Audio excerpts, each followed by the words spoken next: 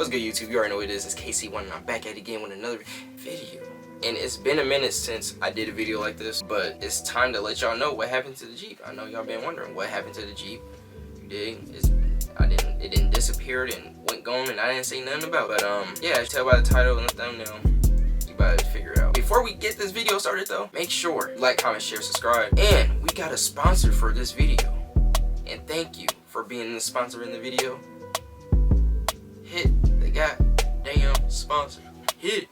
This video is sponsored by HelloFresh. With HelloFresh, you get fresh ingredients and seasonal recipes delivered right to your doorstep. You can count on HelloFresh to make you home cooking easy, fun, and affordable meals. You can count on HelloFresh to eat well and save money this year. You'll love how fast, easy, and affordable it is to whip up a restaurant quality meal right in your own kitchen. You can enjoy taste and quality with fast and fresh recipes in less than 15 minutes. Use HelloFresh to help you save money all year round. In fact, it is cheaper than grocery shopping and 25% cheaper than takeout. Crazy, right? Now it's time for you to try out HelloFresh. Just click the link right down in my description just to try out a special limited time discount plus free shipping so you can try out HelloFresh today, right now. Let's do it. Anyways, yeah, I mean, you know, HelloFresh is mad easy. You know, go order you something, bro. I know you don't want to go to the grocery store. I know you don't want to leave the crib. I know you want to save some money. Just go with HelloFresh. Make sure you use my link or use my code when you go search for yourself. Make sure you just come back to the video, you know, copy and paste the code. Simple, easy. Anyways, you know, and if your friends, like, don't forget, like, if you hear your friend don't feel like leaving, like, just do HelloFresh and I got a code. Just as simple as that type shit. But anyways, let's get to it. So what happened to the Jeep? What happened to the Jeep? I was pulling up V8, yeah. I was trying to create. Nigga, man, fall asleep. Pull up with a gun. I'ma shoot when you leap. I'ma shoot on your feet. This shit, bro. Anyways, what happened to my 2014 Jeep Grand Cherokee SRT? Let me tell you what happened. Before we get into that, I'll tell you how I bought the car. I had a Charger before this. I had a Charger RT, 5.7. It wasn't my first time driving one because my cousin Garen let me drive his, so I already experienced it. But like, it was my first time owning one, so you know, I was just trying to flip it, make a little profit, which I didn't end up doing because I just got rid of the car. I couldn't stand it no more. It was just certain shit with the car that I didn't want to deal with, and I just gave it up because it was gonna be time to where I was gonna have to invest in real money just to make that shit keep running. Anyways, it was reliable though, like, you know, for your regular driving shit. But like me, when I like to go crazy, not it, buddy. That transmission was ready to go, and I was telling it to go. Got that. I traded that bitch in for the. I just traded it in on the Jeep. I know I didn't have to trade it in to get the Jeep. It's just that I just wanted it gone. I didn't want no problems with that. So anyways, I just end up, you know, shit. I bought the Jeep just before I went on vacation because I wanted to drive with my mom on the highway because, you know, in Mexico she like to go crazy. And every time she goes on a highway or we go on a family trip, it's always been with, I don't have the car. I mean, yeah, I don't have a car, and she be going crazy on the highway when I don't have a car. So I'm like, I said, I can't wait no longer for this ever. This is a once in a lifetime moment for me. Both Grand Cherokees on the road together, except for mine's the SRT, hers is the Overland, but it was just legendary to drive by my mom while we just, you know, doing the dash. It was fun. But anyways, so, you know, I enjoyed my stay at Jamaica. I was there for a whole week, and then I came back. You know, we got on the bus to come back to the parking lot of the airport, and then next you know, I'm sitting there. We sitting in the bus, and I'm like, oh, I can't wait to start this bit. I can't wait to hear that. And then you know, I reach in my pocket. I'm like, let me see. Hit that button. Click, click. I didn't see no flashes, no none of that. I'm like, what's going? I know it ain't what it. Yeah, I know it ain't what I think it is. Cause all my Mopar owners know exactly what the fuck I'm talking about, and we hate that. We really hate it. It makes no sense how it's literally always this problem. They need to, Dodge need to, Mopar need to fix that, period. Anyways, so I get out the bus. I'm not saying a word because everybody's happy. Like literally, my whole family is happy for me that I got this Jeep because they know I'm a car person and they know that this Jeep was like very important for me to get, and everybody was just so happy for me, you know. And it was the first time my family ever seen like a real sports SUV in the family, so it was like an exciting thing to see, and it was memorizing like that. That Jeep was clean as ooh, I missed that Jeep so bad. Anyways, I get to the car, so I'm like, let me see if it's actually like what it is. I put my hand on the door handle. It didn't unlock. I said, man, this battery is dead, bro.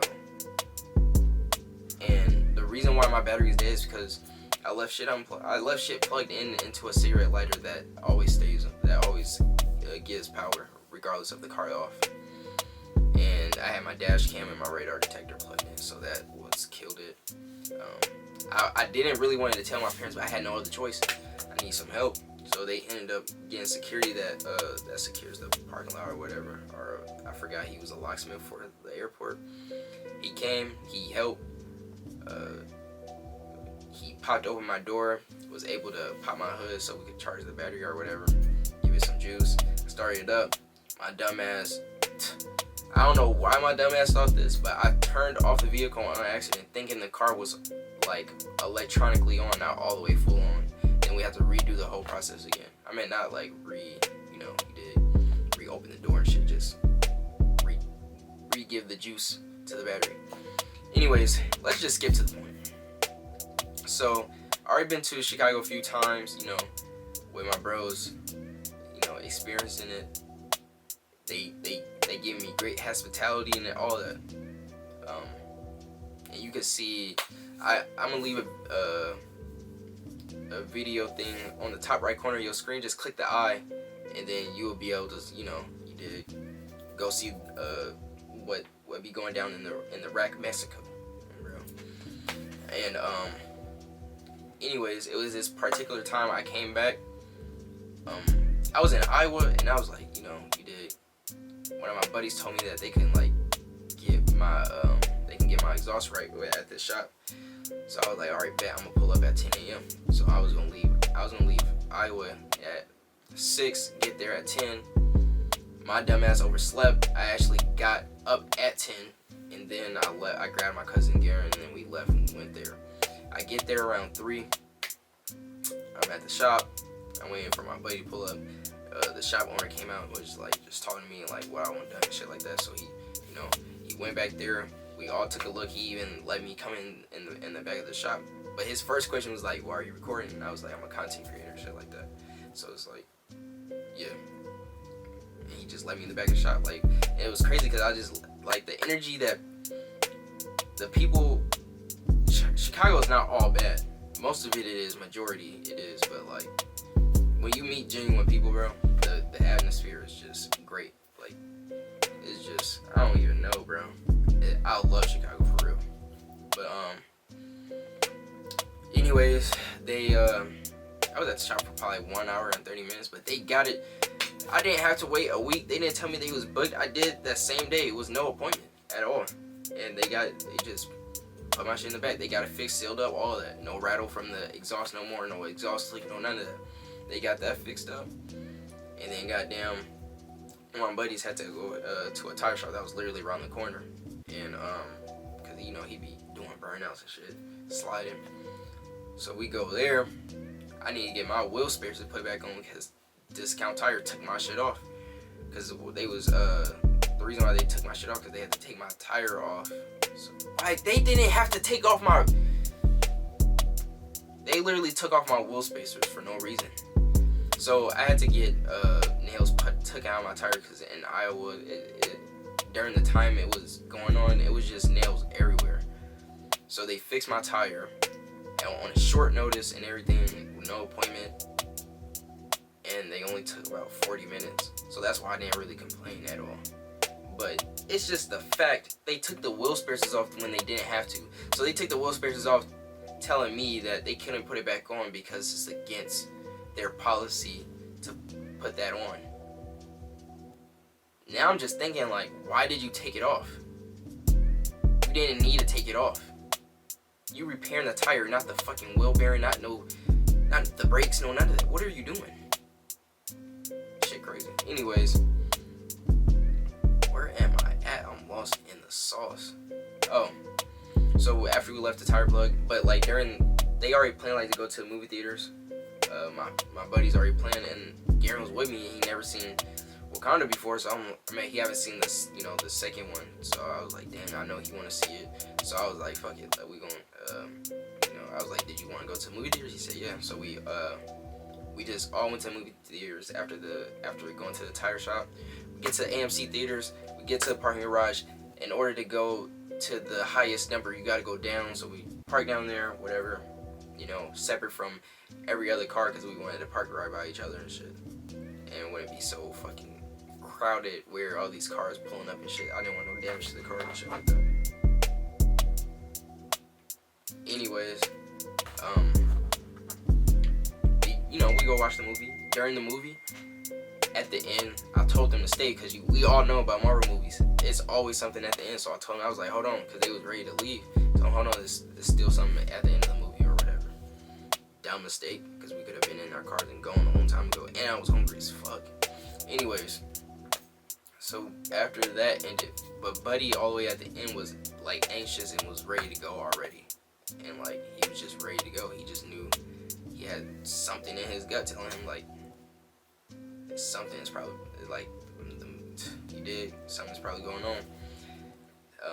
And then once the movie ended or whatever, we all got up. He moving fast as hell. He pretty much already outside of the movie theater waiting on us. And goddamn, I was ready to go too. I was literally ready to go. I was hungry as hell. One of my buddies, he big as hell. Floor is like this big from where we was at. We all jumped the rails. This dude jumped the rail. Boom! Earthquake. Bro, shit. Like, it literally goddamn, like, he fell hard as hell on his ass. And it was embarrassing in front of all those people. I know he was embarrassed. And I was trying my best not to laugh, but all them other niggas was laughing. I couldn't help myself. I had to do it. I laughed. Anyways, we got up out of there. Buddy, we got by Buddy, and then we start moving. We get down there, we get to the parking garage.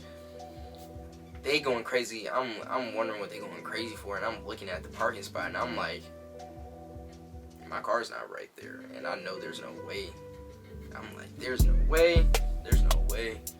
Like that, it was really not there no more. It was just nothing but broken windows. It was a scat pack, 5.7 shaker, RT, and then the Mustang, and then my SRT.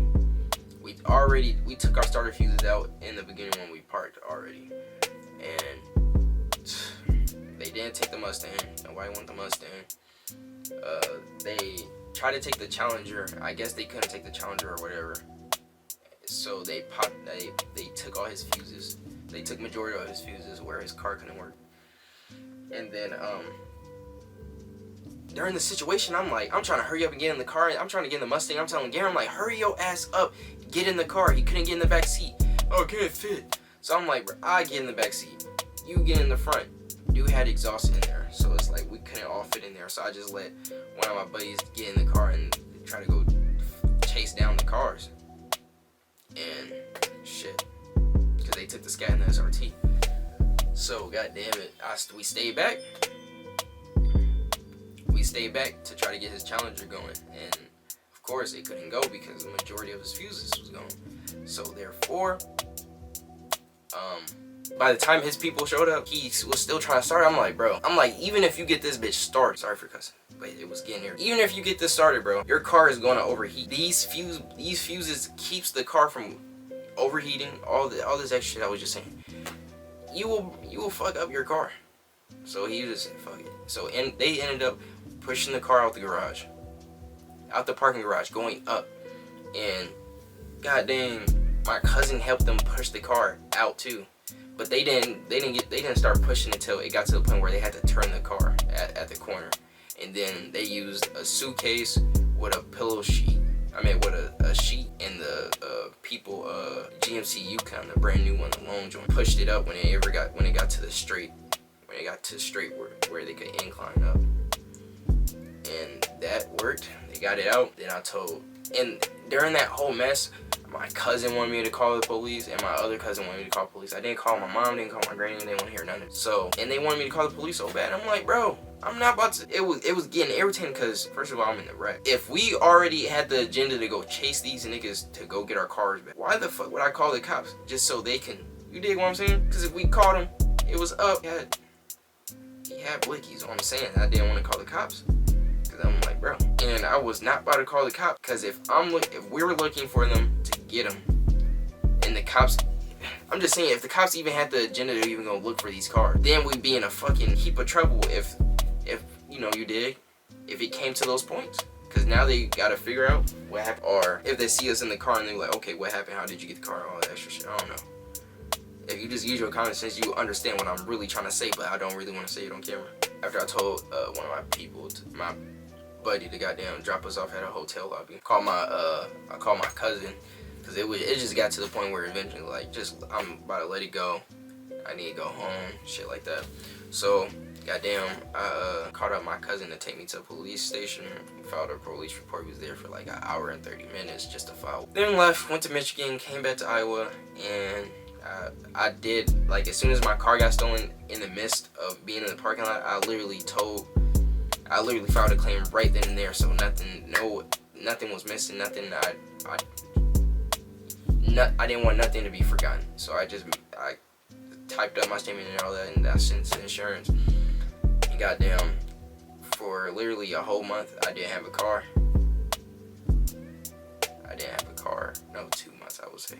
2 months I didn't have a car, and they gave me a rental. And it was very depressing not having an SRT. Not having the SRT, because like certain situations I missed out on certain opportunities. Then, you know what? Oh yeah, so what went with the insurance claim, they told me that they was gonna try to find it, not them specifically, but they was gonna wait until the cops find it. But I know I'm in the wreck, so nigga, it's too popular to even for a cop to go search for your specific vehicle when there's a whole bunch of other crimes going on. I already knew they wasn't gonna find it, so I was just waiting for them to be like, okay, it's time to pay you out.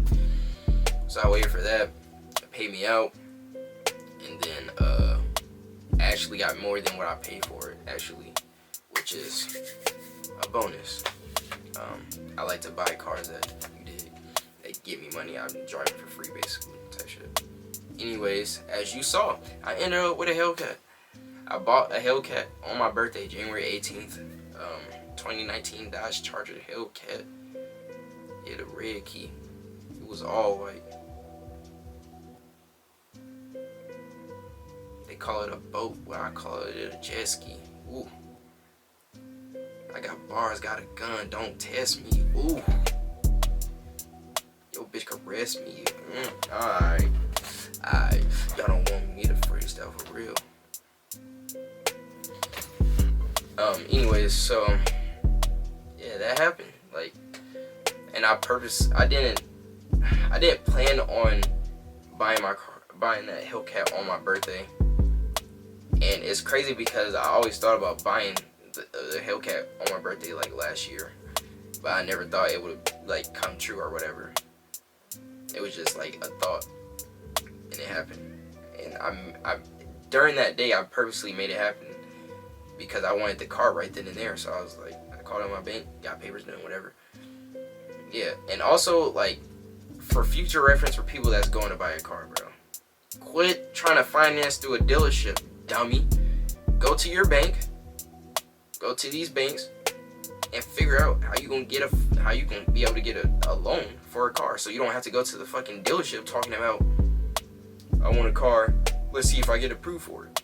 What? No, go get approved for how much you need, and if you can't get approved for that, they will tell you how much you can get. Once they tell you how much you can get, you go search for a car yourself and you tell the dealership that you want that car.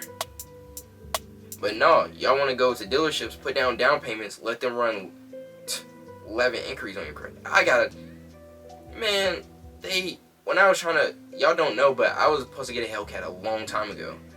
But the reason why I had a whole deposit down and everything, but before I actually like left off with it, I heard the supercharger knocking, so I didn't. You dig?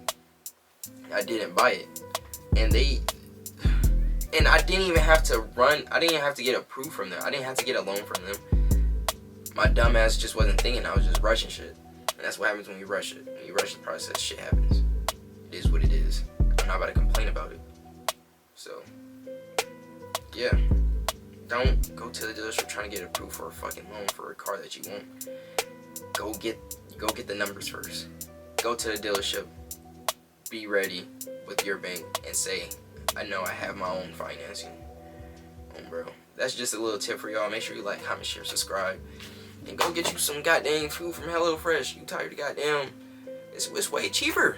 It's cheaper going to the grocery store. I don't even feel like leaving, so guess what? Yeah, I'm using HelloFresh. Make sure you use my code. Use that code or you use the link. But just do it. Not Nike. 2 a.m. Not still young. Live by the gun, you die by the gun. Ain't no handouts for no nigga.